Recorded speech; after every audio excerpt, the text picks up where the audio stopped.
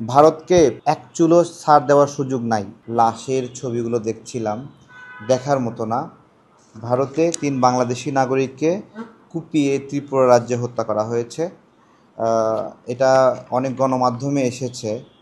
আমি এখন পর্যন্ত আমাদের সরকারের পক্ষ থেকে কোনো বিবৃতি, কোনো প্রতিবাদ না দেখায় আমি আজকে আপনাদের মাধ্যমে প্রতিবাদ জানাচ্ছি যে দেখুন, যে উদ্দেশ্যেই বাংলাদেশি নাগরিকরা সীমান্তের কাছাকাছি যাক বা সীমান্তে পার হোক, সেই প্রশ্নটাই করছি যে ভারতীয়রা কি বাংলাদেশের সীমান্তে প্রবেশ করে না অবৈধভাবে?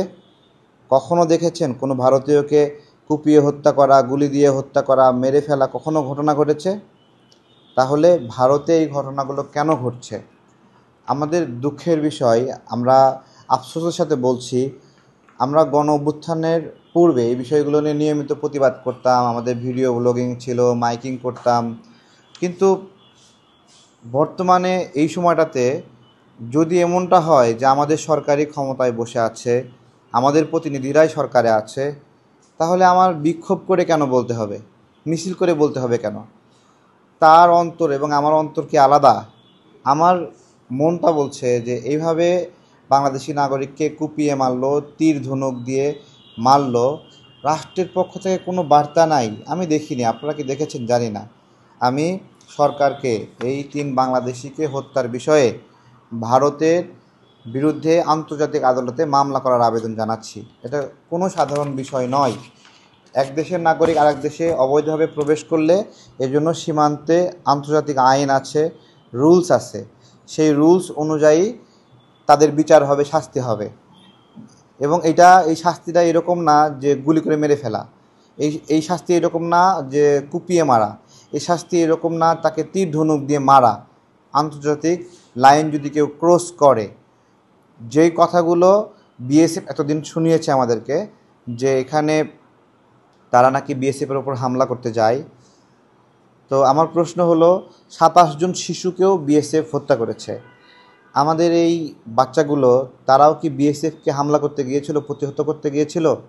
আমি সরকারকে বলবো, আমাদের অপরাপর রাজনৈতিক দলগুলোকে বলবো, ভারতকে এক চুলো ছাড় দেওয়ার সুযোগ নাই।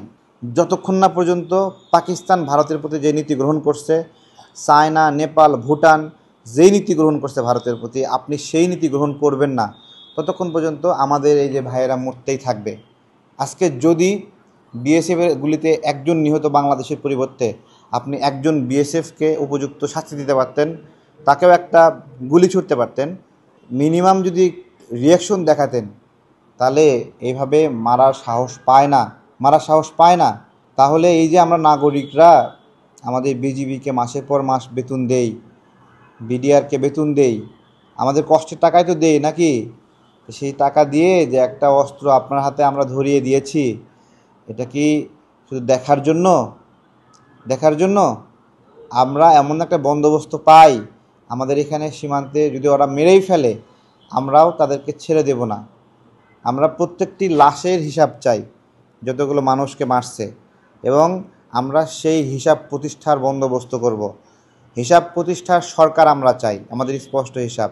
আর ধিক্কার জানাই এই ঘটনা ঘটার পরেও সরকারের পক্ষ থেকে কোনো ব্যবস্থা না নেওয়া, কোনো প্রতিক্রিয়া না যাওয়া, লাশ পাঠাবে আর কফিন ফুল দিয়ে এই বাংলাদেশ আমরা চাই না। আমরা এমন একটা বন্দোবস্ত চাই, আমাদের সন্তানরা সামরিক প্রশিক্ষণে প্রশিক্ষিত হবে, মারতে আসলে তারা মারতে পারবে, প্রতিরোধ করতে পারবে, এই সেলফ ডিফেন্স তার অধিকার। আমরা এইরকম বন্দোবস্ত পাই। আমাদের যুবকরা মুখিয়ে আছে এই প্রতিরোধ করার জন্য, মুখিয়ে আছে সামরিক প্রশিক্ষণ নেওয়ার জন্য। তারা তাদের ভাইদের হত্যার জবাব নেওয়ার জন্য প্রস্তুত আছে।